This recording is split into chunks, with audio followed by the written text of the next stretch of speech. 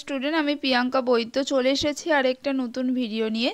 আজকে যেটা নিয়ে আলোচনা করব এইচএস 2025-এর এবিটিএ টেস্ট পেপারের বায়োলজি সলিউশন আমি করিয়ে দিচ্ছিলাম। তোমরা যারা রেগুলার বেসিসে আমার ক্লাসগুলো করছিলে তারা জানো যে আমি কিন্তু তোমাদের এমসিকিউ এবং এসএকিউগুলোও আলাদাভাবে করিয়ে দিচ্ছি এবং তোমাদের 2-3 মার্কসের প্রশ্নগুলোও কিন্তু আলাদাভাবে করিয়ে দিচ্ছি এবং তোমাদের পেজগুলো বলে দেবো, দেখিয়ে দেবো কি কোথায় রয়েছে বইতে এবং কোন বইটা আমি ফলো করছি, এবং সেই বইটা যদি তোমরা ফলো নাও করে থাকো তাহলেও কিন্তু অ্যান্সারগুলো আমি বলে দেবো, তোমরা স্ক্রিনশট নিয়ে নেবে বা পজ করে লিখে নেবে।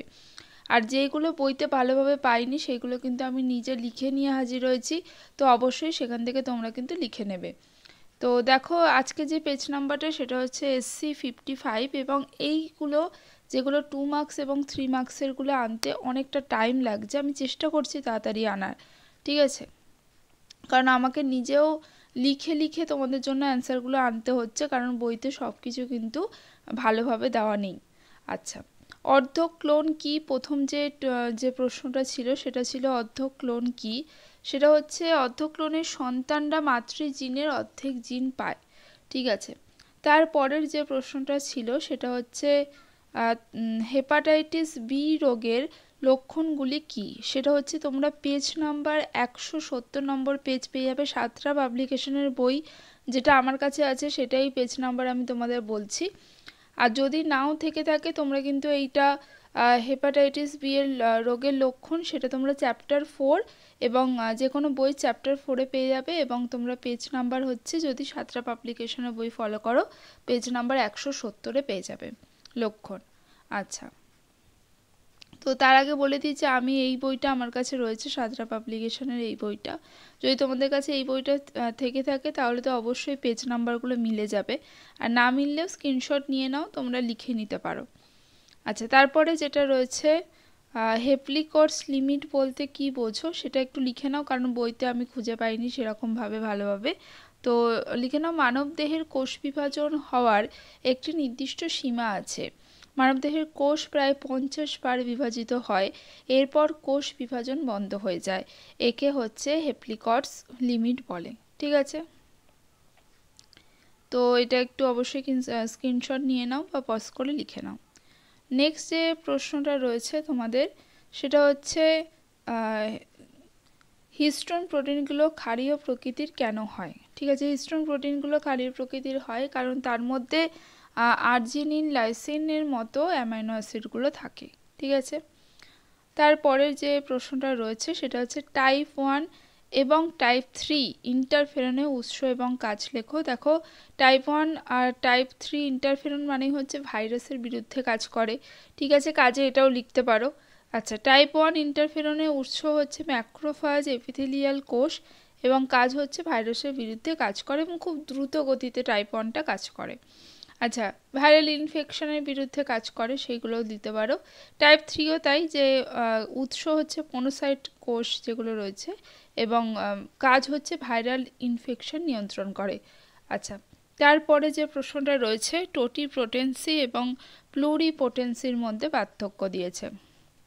দেখো টোটিপোটেন্সি মানে হচ্ছে এমন একটা ক্ষমতা যেটা একটা কোষ থেকে যে কোনো কোষ পরিণত হওয়ার একটা ক্ষমতা, সেটা হচ্ছে টোটিপোটেন্সি।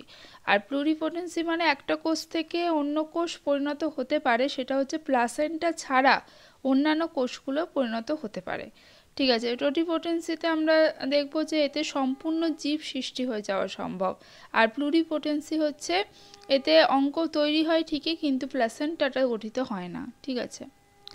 তারপর যেটা রয়েছে সেটা হচ্ছে পরের প্রশ্ন যেটা ডিপ্লিটার সম্পর্কে একটি পুষ্টিগত সতর্কতা এবং একটি অর্থনৈতিক সুবিধা লেখো, ঠিক আছে। তো ডিপ্লিটার সম্পর্কে তোমরা সতর্কতা পেয়ে যাবে পেজ নাম্বার 579-এ পেয়ে যাবে সতর্কতা, এবং তারপরেই কিন্তু পরের পেজেই পেয়ে যাবে তোমাদের সুবিধা পেয়ে যাবে। অর্থনৈতিক বলেছে তো অবশ্যই তোমরা খরচ কম হয়, পরিশ্রম কম হয়, এইটা দিতে পারো, ঠিক আছে। তারপরে যে নেক্সট প্রশ্ন যেটা রয়েছে সেটা আমি একদম দাগ দিয়ে দিয়েছি বইয়ের কোন জায়গা থেকে লিখতে হবে। তোমরা অনেকেই বলছো ঠিক করে বুঝতে পারছো না কতটা লিখতে হবে, কোশ্চেনের অ্যান্সারটা কতটা লিখবে। তো সেটাও আমি করে দিয়েছি তোমাদের সুবিধার্থে। একটু বেশি টাইম লাগছে আনতে, বুঝতেই পারছো যে এগুলো দাগ দেওয়া বা এইভাবে ছবি করে পিডিএফ করা, লিখে লিখে করা একটু টাইম লাগছে। তো দেখতে থাকো, অবশ্যই আমি করিয়ে দেবো। বিশেষ করে 2 মার্কস আর 3 মার্কস প্রথম যে 15টা পেজ আছে আমি অবশ্যই আগে করিয়ে দেওয়ার চেষ্টা করব। আচ্ছা, তারপরে যে প্রশ্নটা রয়েছে, অ্যাজোলাকে বায়ো ফার্টিলাইজার হিসেবে ব্যবহার করার কারণ কি? পেজ নাম্বার 56 পেয়ে যাবে এবং আমি দাগ দিয়ে দিয়েছি কৃষিক্ষেত্রে থেকে, এখান থেকে লিখবে আর পুরোটা যেখান থেকে ব্র্যাকেট ক্লোজ করেছি সেই অবধি লিখবে, ঠিক আছে? তারপরের যে প্রশ্নটা রয়েছে, হ্যাবিটেট এবং ইকোলজিক্যাল নিজের মধ্যে পার্থক্য লেখো। সেটাও আমি বলে দিয়েছি, পেজ নাম্বার 751-এ রয়েছে এবং এইটা হচ্ছে তোমাদের হ্যাবিটেট ইকোলজিক্যাল নিয়ে হচ্ছে চ্যাপ্টার 13-এ রয়েছে। চ্যাপ্টার 13-এ রয়েছে, তোমরা যে কোনো বই থেকে এটা পেয়ে যাবে চ্যাপ্টার 13-এ, ঠিক আছে? তারপরে যে প্রশ্নটা রয়েছে যে অথবার প্রশ্ন, উদ্ভিদ পর্যায়ক্রমের পদ্ধতির দ্বিতীয়, তৃতীয়, পঞ্চম এবং সপ্তম দশাটির নাম লেখো। সেটা পেয়ে যাবে তোমরা পেজ নাম্বার 836-এ পেয়ে যাবে এবং এটা হচ্ছে চ্যাপ্টার 14-এ পেয়ে যাবে, ঠিক আছে? চ্যাপ্টার 14-এ পেয়ে যাবে। দেখো এখানে পর্যায়গুলো লেখা আছে, 2 নম্বর, 3 নম্বর, 5 নম্বর আর 7 নম্বরগুলো লিখে নেবে।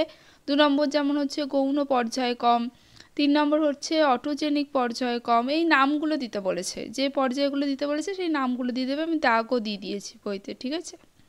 2 নম্বরের যে প্রথম যে প্রশ্নটা রয়েছে সেটা হচ্ছে তোমাদের ভূনিম্নস্থ কাণ্ড অঙ্গজ জননে কিভাবে সহায়তা করে, সেটা তোমরা পেয়ে যাবে 1 নম্বর চ্যাপ্টার জীবের জননে পেয়ে যাবে 21 নম্বর পেজে, ঠিক আছে? প্রত্যেকটা লিখতে হবে যে স্ফীতকন্দ, তারপর কন্দ, গুড়িকন্দ, গ্রন্থিকন্দ, এইগুলো কিভাবে সাহায্য করছে এইটা তোমাদের লিখে উদাহরণগুলো দিয়ে দেবে, ঠিক আছে? তারপরে যে প্রশ্নটা রয়েছে সেটা হচ্ছে পামেলা দশা কি, লিখে নাও একটু। অত্যন্ত শুষ্ক পরিবেশে শৈবালের দেহকোষে প্রোটোপ্লাস বিভাজিত হয়ে অসংখ্য অপত্যকোষ সৃষ্টি করে। ফ্ল্যাজেলাবিহীন এই অপত্যকোষগুলো জিলাটিনের আবরণী দ্বারা আবৃত হয়। এই দশাকে পামেলা দশা বলে, ঠিক আছে? অবশ্যই স্ক্রিনশট নাও, নিয়ে লিখে নাও, ঠিক আছে? তারপরের যে প্রশ্নটা রয়েছে অথবার প্রশ্ন, এর আগের দিন আমি বলে দিয়েছি কিন্তু, ঠিক আছে? মাইক্রো প্রপাগেশন এবারের জন্য ভেরি ভেরি ইম্পর্টেন্ট, অনেকবার প্রশ্নটা পেয়েছি। তো পেজ নাম্বার চলে যাবে 25-এ চলে যাবে আর এটা হচ্ছে তোমাদের 1 নম্বর চ্যাপ্টারে তোমরা পেয়ে যাবে এবং 10 নম্বর চ্যাপ্টারেও তোমরা কিন্তু পেয়ে যাবে।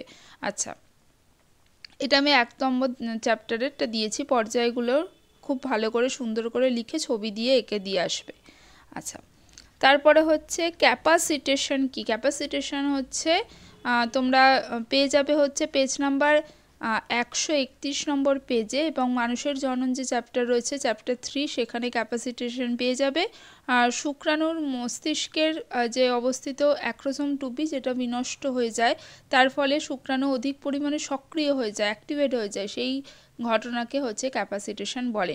এবং তার সাথে আমি এটাও বলবো যে এর পাশেই তোমরা পেয়ে যাবে যে অ্যাগ্লুটিনেশন, এটাও কিন্তু ভালো করে দেখে রাখবে। আচ্ছা, নেক্সট যে প্রশ্নটা রয়েছে সেটা হচ্ছে জনগত স্বাস্থ্য বজায় রাখার না, তার আগে আছে প্লাসেন্টা দুটি বিরূপধর্মী কাজ লেখো। প্লাসেন্টার বিরূপধর্মী কাজ আগের দিনও বলে দিয়েছি। প্লাসেন্টার মাধ্যমে মাতৃরক্তের অক্সিজেন ব্যাপন ক্রিয়া ভ্রূণের রক্তে প্রবেশ করে, ভ্রূণের রক্ত থেকে কার্বন ডাই অক্সাইড আসে প্লাসেন্টার মাধ্যমে মাতৃরক্তে। তো এইগুলো বিনিময়ধর্মী কাজ, এইগুলো তোমরা দিয়ে দেবে। তো এটা ভালো করে লেখা নেই বইতে, বড় করে লেখা আছে, অবশ্যই ভালো করে বড় করে লেখা আছে, আমি ছোট করে লিখিয়ে দিয়েছি 2 মার্কসের মতো করে। আচ্ছা, তারপরে যেটা অথবার প্রশ্ন আছে, জনগত স্বাস্থ্য বজায় রাখার কৌশলগুলি সম্পর্কে আলোচনা করো। চ্যাপ্টার 4-এ পেয়ে যাবে আর পেজ নাম্বার 165-এ পেয়ে যাবে, ঠিক আছে? আমি দেখিয়ে দিচ্ছি, দেখো পেজটাও আমি দেখিয়ে দিচ্ছি, এরকম এখানে পেয়ে যাবে তোমরা, ঠিক আছে? তারপরে যে প্রশ্নটা রয়েছে সেটা হচ্ছে লিঙ্কেজ কি, সেটা পেয়ে যাবে চ্যাপ্টার 5-এ এবং পেজ নাম্বার 272-এ পেয়ে যাবে। যে একই ক্রোমোজোমে যে অবস্থিত জিনগুলো রয়েছে সেটা বাবা মার থেকে যখন সন্তান সন্ততির মধ্যে আসে তা একসাথে থাকার প্রবণতা দেখায়, এই ব্যাপারটাই হচ্ছে লিঙ্কেজ, ঠিক আছে? সম্পূর্ণ লিঙ্কেজ আর অসম্পূর্ণ লিঙ্কেজের পার্থক্য যেটা আছে, সম্পূর্ণ লিঙ্কেজে ক্রসিং ওভার ঘটে না, অসম্পূর্ণ লিঙ্কেজে কিন্তু ক্রসিং ওভার ঘটে। এটা কোথায় দেখা যায়? মহিলা ড্রসোফিলা বা স্ত্রী ড্রসোফিলার চতুর্থ ক্রোমোজোমের জিনগুলি সম্পূর্ণ লিঙ্কেজ দেখায় এবং অসম্পূর্ণ লিঙ্কেজ হচ্ছে স্ত্রী ড্রসোফিলার প্রথম, দ্বিতীয় এবং তৃতীয় ক্রোমোজোম অসম্পূর্ণ লিঙ্কেজ দেখায়। অথবা যে প্রশ্নটা রয়েছে সেটা হচ্ছে মানুষের লিঙ্গ নির্ধারণে জিনগত ভূমিকা ব্যাখ্যা করো।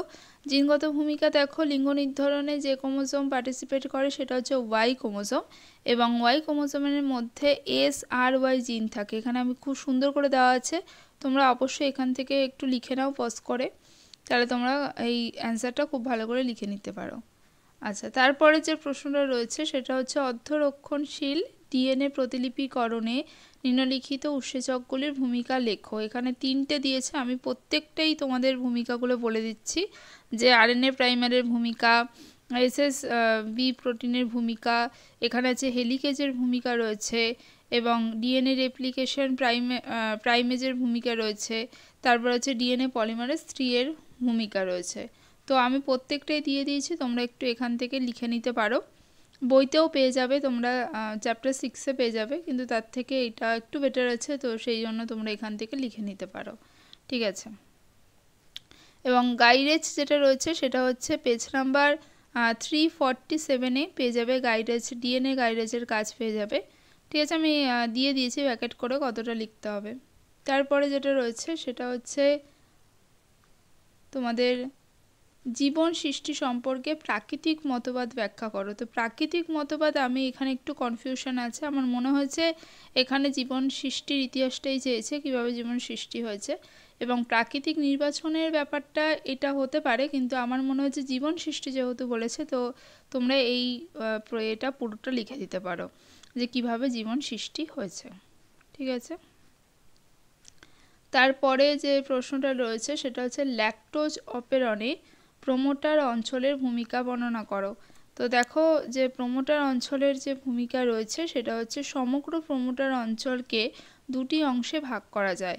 প্রথম অংশটি হচ্ছে RNA পলিমারেজ সংযুক্তি স্থান এবং দ্বিতীয় অংশটি হচ্ছে CAP সংযুক্তি স্থান, এবং এখানে একটা জোট তৈরি হয় যে CAP আর CAMP জোট, সেটা প্রোমোটারের এই অংশে আবদ্ধ হয়, ফলে RNA পলিমারেজ সক্রিয় হয়, কাজ করতে অগ্রসর হয়।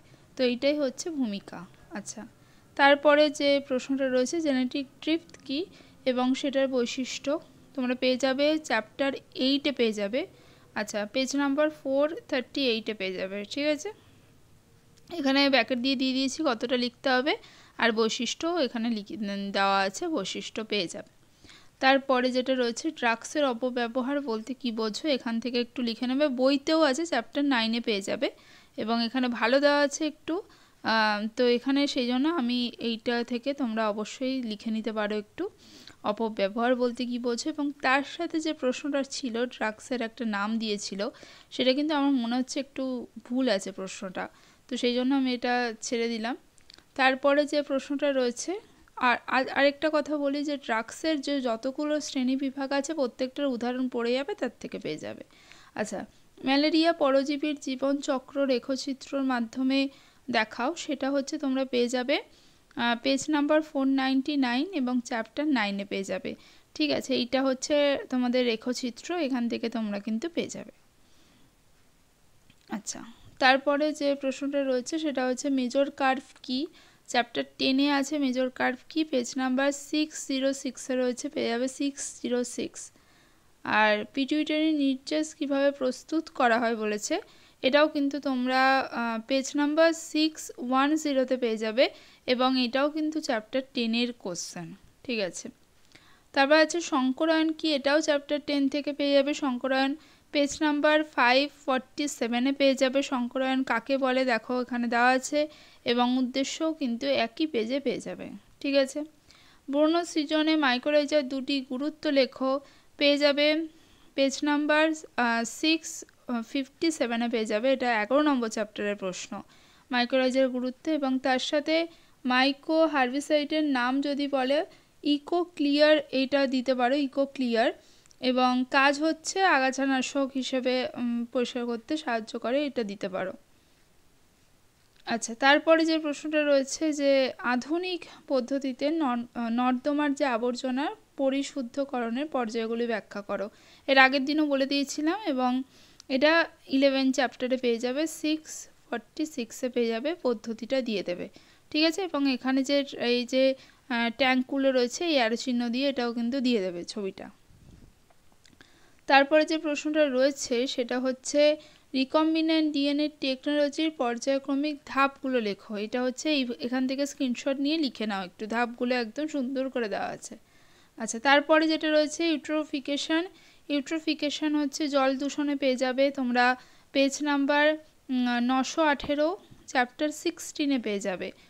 কোনো জলাশয়ের মধ্যে যদি ফসফেট জাতীয় বেশি এগুলো পরিমাণ বেড়ে যায়, শৈবাল ব্যাকটেরিয়া এগুলো, তখন কি হয় যে শৈবাল ব্যাকটেরিয়া জলজ উদ্ভিদে ব্যাপক বৃদ্ধি হয়ে যায় এগুলো। ঠিক আছে, যদি ফসফেট জাতীয় জিনিস জলের মধ্যে বেড়ে যায় পরিমাণে, এটাকে ইউট্রোফিকেশন বলে। আচ্ছা, গঙ্গার জল দূষণ পেয়ে যাবে 919 নম্বর পেজে। কয়েকটি কারণ এখান থেকে দেখে নাও, যদি বই পেজ না মেলে অবশ্যই স্ক্রিনশট নিয়ে লিখে নাও। তাহলে আজকের মতো টাটা, নেক্সট ভিডিও নিয়ে খুব তাড়াতাড়ি হাজির হব।